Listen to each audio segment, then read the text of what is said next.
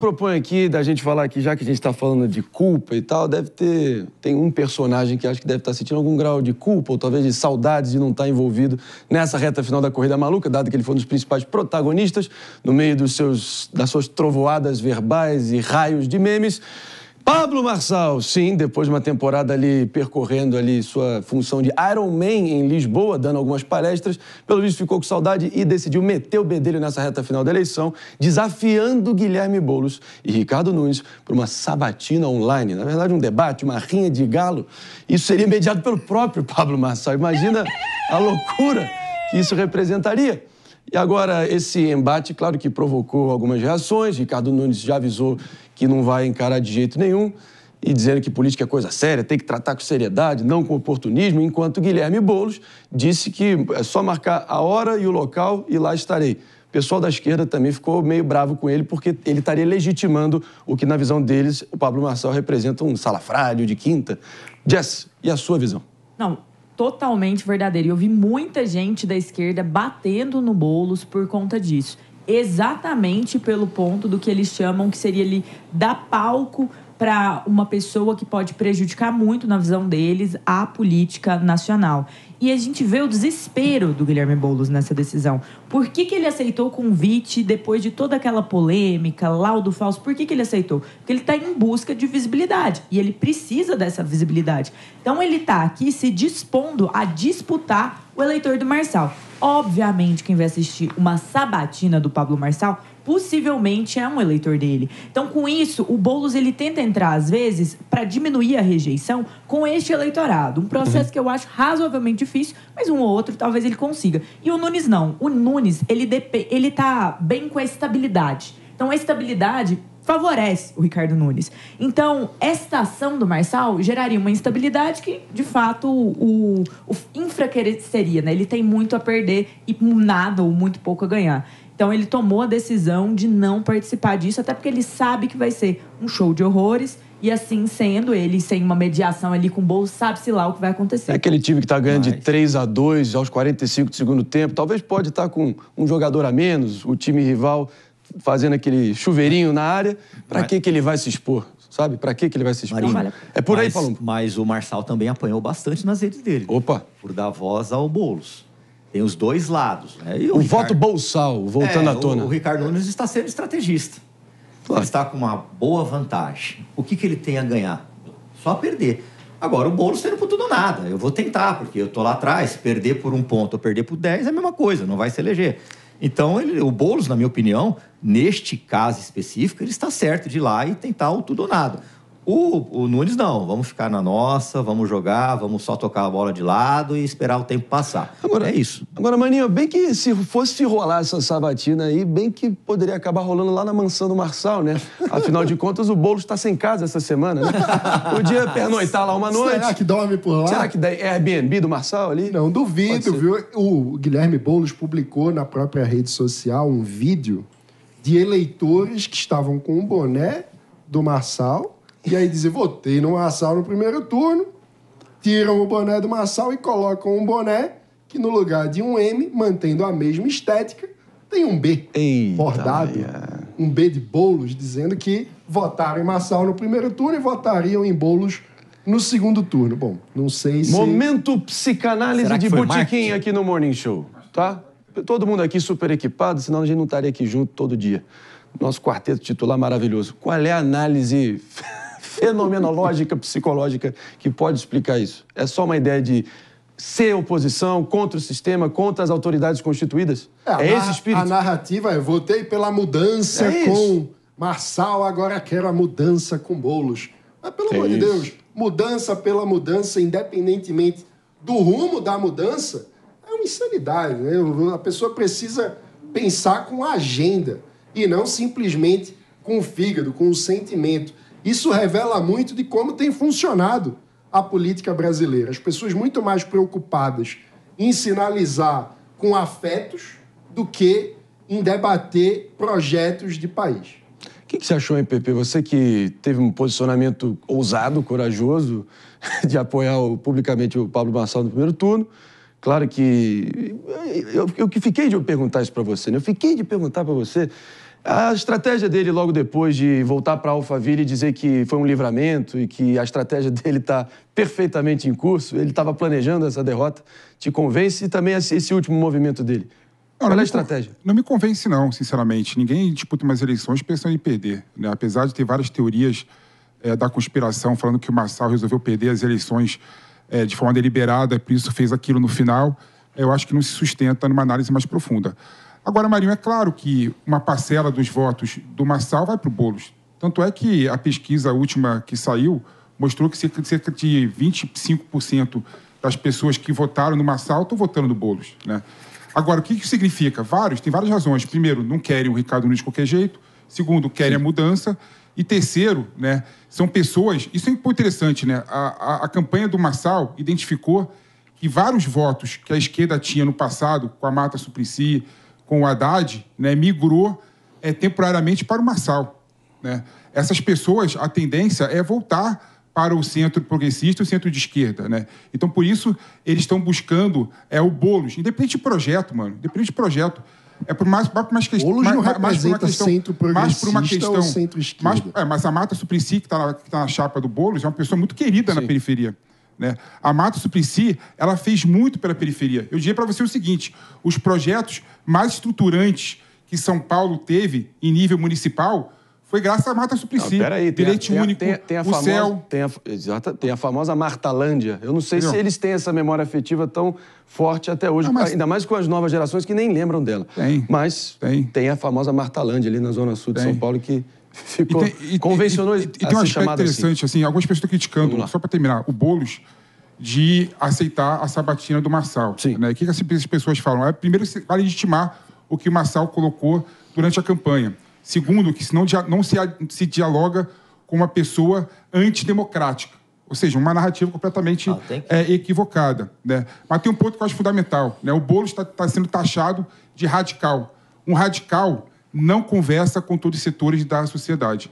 Então, a partir do momento que o Boulos vai conversar e vai dialogar com o Marçal, a quem o Marçal falou que a filha dele vai chorar mais, a quem o Marçal imputou o laudo falso, teoricamente vai mostrar que o Marçal não é tão... que o Boulos não é tão radical assim. Mas o fato é possível ser radical no oportunismo também. É a mesma coisa que a gente falou do teto que os candidatos de esquerda concorrendo para o majoritário sempre enfrentam. Vide Freixo, Maria do Rosário, Manuela Dávila, o próprio Guilherme Boulos.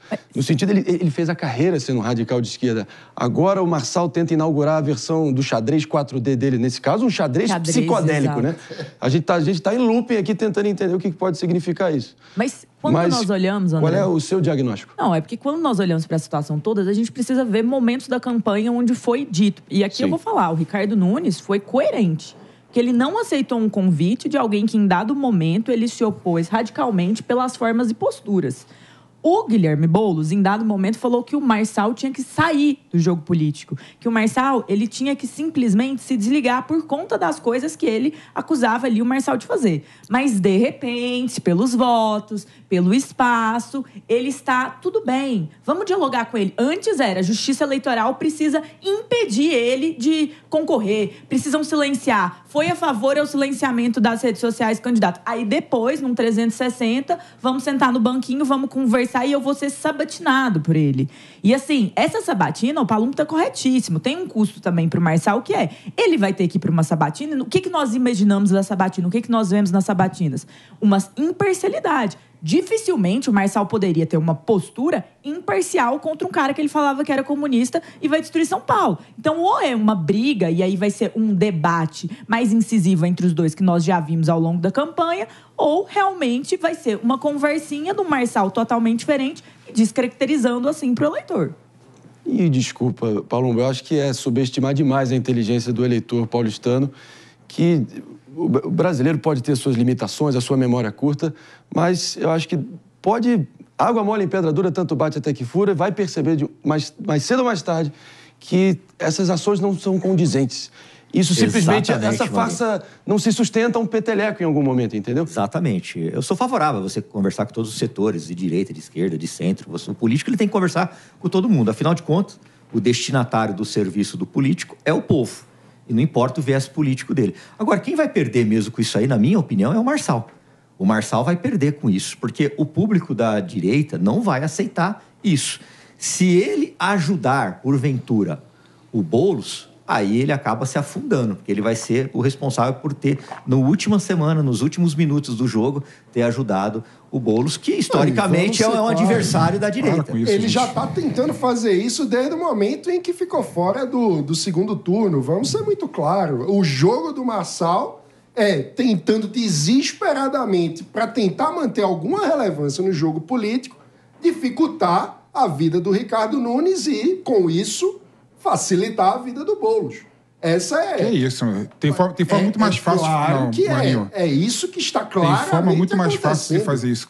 Então vai lá, Pepe, por quê? Tem forma muito mais fácil, só de se declarar apoio ao Boulos. Tem forma muito mais fácil de fazer isso. Mas aí se enterra. Não, peraí, Pepe. Aí, agora o Marçal perdeu as eleições. O Marçal perdeu as eleições no primeiro turno e foi praticar kitesurf. Ou seja, está pouco se ligando para a campanha aqui dos pontos que na minha opinião... Como é que ele está pouco se ligando se ele voltou agora armando esse banzé, cara? Mas tem um ponto que eu fico impressionado com a narrativa de vocês, todo mundo aqui, é que vocês estão tendo uma visão personalística sobre o assunto. Né? Okay. O Marçal teve quase 30% dos votos. Né? Um terço do eleitorado de São Paulo votou no Pablo Marçal. Quando o Boulos aceita falar com o Pablo Marçal, ele está falando com 30% dos paulistanos. Né? Isso não é uma questão somente pragmática, buscando voto. Peraí. E o Marçal deu possibilidade dos dois sentarem com ele na sabatina. Não tá favorecendo o Boulos de forma alguma. O Nunes, mas o público não vai entender. O Nunes está numa atitude arrogante, de empáfia, né? E desde o final do primeiro turno está recusando se encontrar com o Marçal. Conversa é boa, análises aqui profundas, fora da caixa, assim que é bom. Morning Show sempre oferecendo esse tipo de debate no mais alto nível aqui para você ficar bem informado e especular os diferentes caminhos aqui. A gente volta aqui, claro, ainda tem mais dias aqui até a decisão. A gente vai trazer aqui a diferença no final das contas. Jess, antes da gente seguir adiante aqui com a nossa pauta, 10 horas e 22 minutos, vamos falar um pouquinho de Brasília. Jess, é o que eu proponho, fazer um giro ali na nossa capital federal, ouvir os ecos do Congresso Nacional. Como é que anda a questão da sucessão da Câmara dos Deputados, hein? Pelo visto é um processo que normalmente tem mais fogos de artifício, mais faíscas, mas pelo visto, claro, está tendo ali uma bateção de cabeça, mas qual é a sua expectativa? Para onde está caminhando? Então, essa eleição da Câmara dos Deputados parece ser a mais interessante ao longo do tempo. E eu vou te explicar por quê. Nós temos hoje, na presidência da Câmara, Arthur Lira. E ele é um homem muito poderoso, um deputado muito poderoso lá em Brasília. Só que quando a gente olha para a eleição, nós temos o rei. A gente até brincava que é o regimento interno de Arthur Lira que coordena a Câmara. Se você me permite só aqui, perdão te interromper, só para você também posicionar a gente aqui, qual é a influência que Jair Bolsonaro vai ter nesse processo de sucessão também? Decidiu entrar de vez no circuito? Decidiu. E olha o que acontece, André. Ao longo do tempo, o Lira, o delegado Palumbo, o deputado, deve se lembrar, o Lira tinha um grande aliado, a quem ele dependia muito do apoio para aprovar medidas. Seu nome é Elmar Nascimento, do União Brasil. Nascimento. Só que o que aconteceu? O Lira, com uma movimentação ali do Republicanos, que por sinal é o partido do governador Tarcísio, surgiu um novo personagem chamado Hugo Mota, um jovem que começou a disputar as atenções do dito centro ali, rodeado pelo Arthur Lira, e o Lira viu no Hugo Mota uma possibilidade melhor. Então, o que o Lira fez? Traiu o Elmar Nascimento e está apoiando esse jovem que é Hugo Mota com vários partidos. Só que o Elmar não desistiu. O Elmar, ele também é um influente político, ele está cada vez mais buscando uma coalizão para fazer o Lira perder. Raposa Velha. Raposa Velha. E nesse jogo tem vários personagens. O PSD do Kassab, que cresceu muito, vários partidos. Mas tem uma bancada essencial. Qual que é uma bancada essencial hoje para eleger o presidente da Câmara? A do PL, partido do presidente Jair Bolsonaro, comandado por Valdemar da Costa. E aí, o que aconteceu? Ontem, o Valdemar da Costa Neto falou em on, ou seja, ele falou abertamente que quem terá o apoio dele nesta eleição será quem der anistia, quem votar pela anistia, também incluindo as pessoas do movimento ali do 8 de janeiro e o presidente Bolsonaro. Este é um gesto muito forte, de muito poder. Porque o próprio Hugo Mota, para conseguir o apoio do PT, já havia dito ali nos bastidores que não votaria de forma alguma, não colocaria este projeto como pauta e que o Lira resolveria até o final do ano. É esperado que este projeto de anistia, que é da deputada Carolina Detoni, ele seja votado ainda este ano. Então, aí, nós colocamos na mesa a possibilidade real da anistia e ao presidente Jair Bolsonaro, podendo, assim, quem sabe, torná-lo elegível. Um escárnio isso, né? É absolutamente surreal. A gente está falando, veja só, que o partido com a maior bancada da Câmara dos Deputados está dizendo abertamente que o ponto de agenda para votação no Congresso Nacional que ele defende para dar o apoio a uma das eleições mais importantes no sistema de poder no Brasil, no lugar de ser algo que vai impactar a vida de qualquer brasileiro, que vai transformar a política pública, que vai modernizar o país, que vai trazer qualquer avanço. Não, não é nada disso. É a anistia para criminosos condenados pela justiça. Essa é a pauta prioritária do maior partido na Câmara dos Deputados. O que isso revela sobre o Brasil? A qualidade média dos nossos representantes caiu demais, sem dúvida alguma. A gente vê falta de espírito republicano e uma defesa incessante de interesses personalíssimos e dane-se... Mas só um detalhe. As instituições e a reputação do país. Página correta. Não é só o PL que está falando que isso é importante, mas o... Pode concluir, Mas o PT está também colocando isso como pauta principal para esse apoio. A gente vai partir para um rápido break para você que está aqui sintonizado. Ligadaço no Morning Show, sua dose matinal de informação e entretenimento. Volta daqui a pouquinho. Antes da gente seguir aqui para uma história bem da maluca, bem doida, bem alucinada em Santa Catarina, nosso PP aqui pediu a palavra. Peço breve comentário. Palumbo também. Afinal de contas, essa decisão vai cair no teu colo também em algum grau, Palumbo. Você vai ter que validar de alguma maneira. Como é que você está vendo isso aí? O PL só é desse tamanho por causa do Bolsonaro. A gente tem que colocar isso em consideração. Se não fosse o Bolsonaro lá, o PL não ia ter essa quantidade de deputados. É isso aí. Não iria ter de jeito nenhum.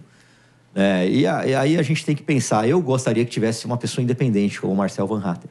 Inteligentíssimo, conhece o regimento interno. Não se vende.